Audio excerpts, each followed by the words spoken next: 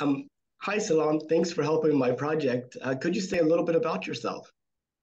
Hey Nathan, thank you too. Yes, I am a mechanical engineer, and currently I'm working as a mechanical design engineer. My specialty is designing spacesuits, and I've been working on different spacesuits the last 2 years since I graduated. And I love space. I've been passionate about space since I was a little girl, even though I live in the underserved communities where I live in Middle East. So, space is not interesting for us here, but I was lucky enough to convince myself that yes, we are going to go to space. Well, but I mean, in the Middle East, you have like Dubai, which sent a probe around Mars, and Yes. they've sent astronauts to the International Space Station. And so, I mean, there is some interest in space in your part of the world. Yeah, but you're talking about the last maybe 7 years or the last 10 years. But when I started being that girl who's very passionate about space, space was, are you really thinking of the moon? Are you really thinking of space? There's nothing called space here in Jordan. But yeah, lately people are starting to get familiar with the space, and especially when we're talking about Saudi Arabia and United Arab Emirates. Yes, they are. And lately, Jordan started to have some interest in space. So, yeah, it's happening.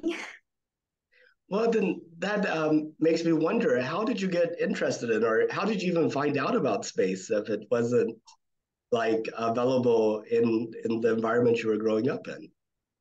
Yeah, since I was a little girl, I was obsessed about watching American and British movies and series. So I was that girl who just wanted to learn English and to be involved in the communities. And throughout watching these different movies, I watched many movies about space, and I loved the way that being an astronaut, it was something when people ask you, what do you want to be when you grow up? So that was my choice. And I kept it inside of me. And I kept imagining myself being an astronaut and being involved in a space community. And that grows with me up. So I feel like I was the one who created that in me. And I wanted to be that. I don't know. Maybe it's my destiny. Maybe God put it inside of me. I don't know.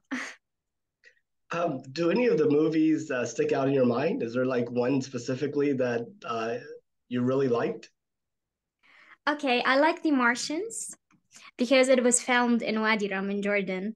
And yeah, I love a lot of movies. I usually watch small videos on YouTube. I don't really go for a lot of series and like full movies.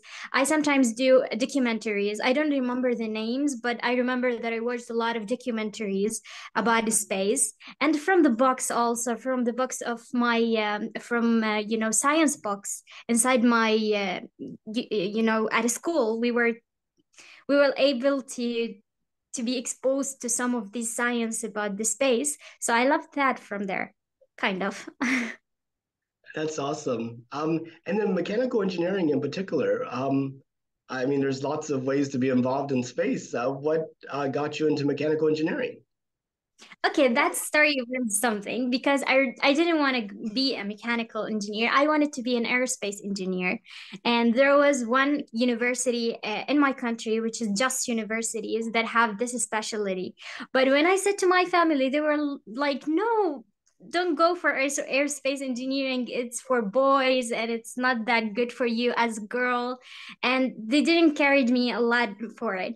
But when I told them I want to be a mechanical engineer, then the nearest thing I could ever go for, and they said, okay, you can go for it. It was like a chance or by chance. But then when I entered the specialty, I fell in love with it. It was amazing, every single aspect and field inside mechanical engineering, it has a relationship to space industry and to design itself. So I started to feel myself I'm getting closer each year.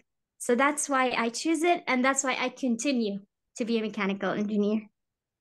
I mean, it's definitely a good foundation for so many different things. Like there's mechanical engineering needed all around us. Exactly. And I love the way that each engineering specialty, it has something special about it. And what I loved about mechanical engineering, that the design part is very big, and it has so much relation to space designs. That's why, because I feel myself, I love fashion and I love clothes a lot. I found myself directly in my final year, graduation year, I found myself like, okay, spacesuits are the nearest life support system close to the human body, and it is fashionable somehow. So that's why I choose also to be a spacesuit designer. And that's awesome. I keep thinking about sort of the realities of spacesuits today, and kind of like the dream of having, millions of people on Mars, being able to do stuff. And yeah, I mean today, like getting into a spacesuit takes literally hours and hours and hours. Um, but if you're on Mars and you want to go out for a quick trip outside, you'd like to be able to pop it on in a few minutes and then be able to get back and take it off. I was wondering if any of your work had to do with sort of like the time it takes to actually get into the spacesuit. Yes, actually, and it differs because, because I made different types of spacesuits, but mainly they were like an EVA, which are the extravehicular activity suits, not the rescue or the IVA. So I had the chance to design more than one. So the last one I designed four. The last one, the first one, it was like an open hatch from the back. So I designed something which is very easy to the astronaut to wear it. And it is inspired by the Artemis mission that is going to be in 2024. So it is designed from the Z series, which is the series that it has like special design on the shoulders and the open hatch and the portable life support system. So these designs like it yani, made me consider all the difficulties that is happening in the spacesuit industry. Not only the getting in the suit and having mobility on the shoulders and joints. Also now we're going to another case, which is the women body. Actually, in space, they design spacesuits for mainly for men. They do not consider the women body. That's why in the next spacesuit, I am considering this case as a main case. Yes, to get involved more in the details of the women body, because we are all going to go to space. And basically, the designs I was working on for the cooling system, the inner cooling system, it was designed to be on Mars. So we are dreaming to go to Mars. That's the vision, and I believe in it. And that is awesome. So have you actually been able to create some prototypes of your spacesuits and test them out? Yes, I did four. The first one, it was a pure prototype, but also near to, yani kind of to be uh, a costume, not a life support system, because the budget was too low and I was a little girl, the first thing I've ever done in my life and the first project. So it was simple and basic, but it has some science inside it. The most interesting thing that it was in it, the cooling system and the fogging system solutions. I provided two different solutions for the cooling system, passive cooling system, and also for the fogging. The second two, they were also for one for female and one for male. Here, I just wanted to focus on the female body. So the size was different. And also I added an active cooling system, which is circulating water inside the suit. So it was designed also to be for Moon, not for Mars. So that's why this design was really prototype, and it was tested in Switzerland with Asclepius mission 2. And they have the suits right now, the orange suits, and they are doing a lot of activities and training within these suits and wearing them with different layers, mylar and composite materials. And now we're talking about material science. So yeah, I designed something which is prototype, and people could wear it, and it's on the real size, and it tested out in Switzerland and different places around the world. That sounds really amazing. Um, Thank you. I can't wait to see. I can't wait to be wearing one of your spacesuits on Mars. Yeah, and it's more than welcome. I can design you one, the color you want, the specifications you want, and also on your size. That's awesome. Uh, Thank you. and so I wanted to ask you some questions about the moon. Did you know that NASA is planning to send astronauts back to the moon again? Of course, yeah. I've been dreaming to see that moment. Would it surprise you that most of the people I talk to, like at the coffee shop or at the stores or on the streets, don't know we're going back to the moon? Okay, because it is in the process of being more viral. People right now are considering space industry as the fourth revolution. Some people are understanding this fact, but other people they are too busy in their own life. But for me, because I am, I read about space and I know a lot of people in the space industry and I have a lot of connections, even not only in Jordan, outside Jordan, in Europe, in America, and Mexico, and everywhere. But the reality of the people, they are very far away from understanding that space is the future. Actually, okay, we do care about Earth and we want to save Earth and we want to help people on Earth, but actually looking up to the sky, it's from our curiosity because we are human beings and human beings are so curious. For sure, looking up and believing that we're going to Mars and we're going to the moon again, it's like something by nature happen. But people, because they are too busy, they don't know this fact. But it will happen. You kind of talked about how it doesn't really have much of an impact on their lives, and they're too busy with their other things. Do you know of anything that could be done to kind of make it more relevant, more to help connect them to it? Yeah, space for all nations, space for all, space kind. These all these communities, all these programs that people are trying to be involved in, making space to be more close to the human. If you ever had the chance to go up, even for a short time, for 3 minutes, for 4 minutes, that would be great adventure. People are paying for tickets for skydiving, for scuba diving, for rocket climbing and propelling. They are doing a lot of activities, and maybe I think the space, if it could be go for the entertainment part or for the entertainment direction, people will start to noticing it and people will care about it more. So because as Inspiration 4 is launching these times and because of SpaceX, Blue Origin, Virgin Galactic, all these companies right now are trying to make space for all and not only for NASA or ESA or the government agencies. It's open for everyone. People will start to get to notice it, especially when it comes about money, paying a ticket to go to space. So you don't have to be excellent physically, or you don't have to be a scientist, you don't have to be an engineer to go to space. People will start noticing it. That's what's the difference between 10 years ago and in this era. Well, just thinking about the future a little bit, if you were to imagine 200 years from now, how far do you think we would have gotten? I think we're gonna go to Neptune. I don't know because people think about diamonds. I heard that diamonds, the rain there, it's diamond. So people will try to go there to get some diamonds and get back and be rich. I don't know. Maybe Neptune. Maybe we're gonna go to Mars and have habitats and have a daily life and experiments there.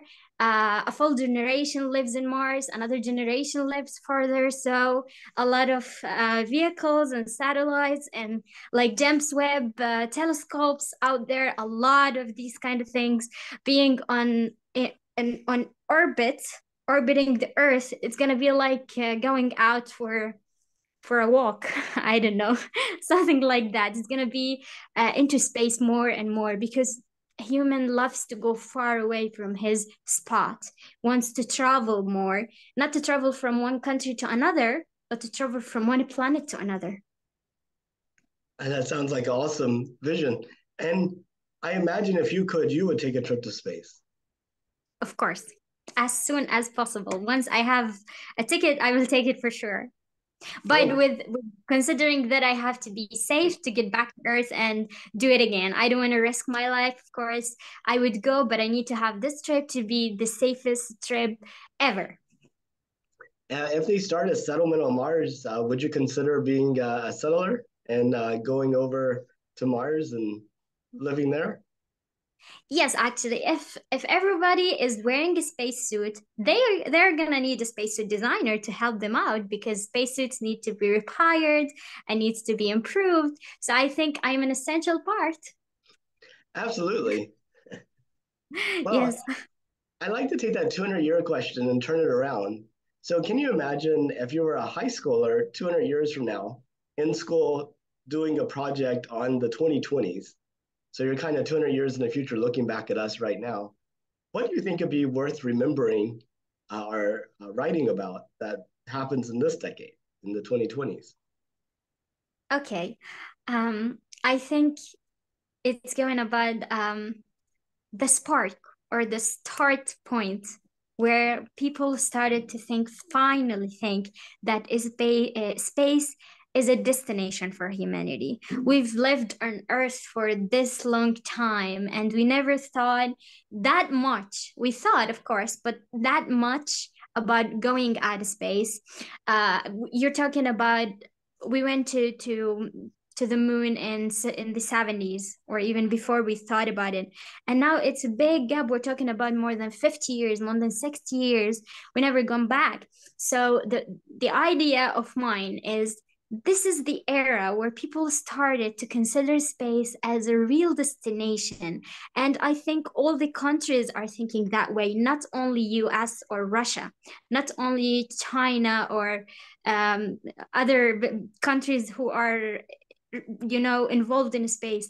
The whole um, the whole planet is thinking about space right now, and the richest man on Earth in this time, someone who is SpaceX.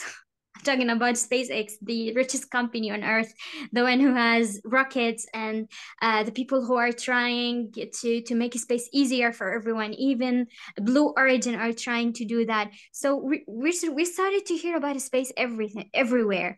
So I think this is the spark to 2020 is the era where the spark started for the human being to start considering space is a real destination to go for. I I hope you're right. That's what I'm hoping to document over the course of this project too, is that kind of transition. Yeah, I hope that too. And I love the idea of the thing you're doing. I really appreciate that some people they have vision that I might be collecting all these videos over the years to make a documentary telling people, yeah, they were right somehow. I hope I am right. I hope you're right too. Well, Salam, those were the questions I had. Was there anything else that you wanted to talk about? Something I really wanted to talk about. I wanted to say something about um, by considering the space something important in this life, we're not ignoring that there's a lot of poverty out there. There's a lot of people in need out there. Some nations they need real help. People need to be fed, to be considered as a real humans. We still have wars in this world, and people need some help, but actually we're not avoiding this. Rather, we're trying to take steps forward, and we're trying to be open to the world and open to the um, human discoveries. But we will continue to help these people. We will continue to consider them as an important and a priority for the humans to take care of.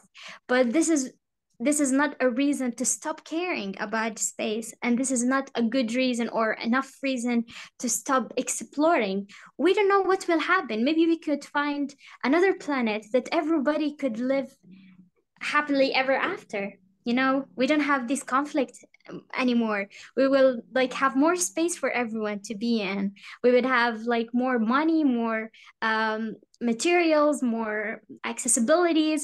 I don't know. I feel like there's another hope out there. So it's not about ignoring any problems in this world. It's rather about being open to the outer space. I I appreciate that. Thank you so much, Salam. I hope you have a good rest of your day. Thank you, Nathan. And you are too. So I hope I can see this document very soon. You bet you. Okay. Bye bye. Thank you. Bye bye.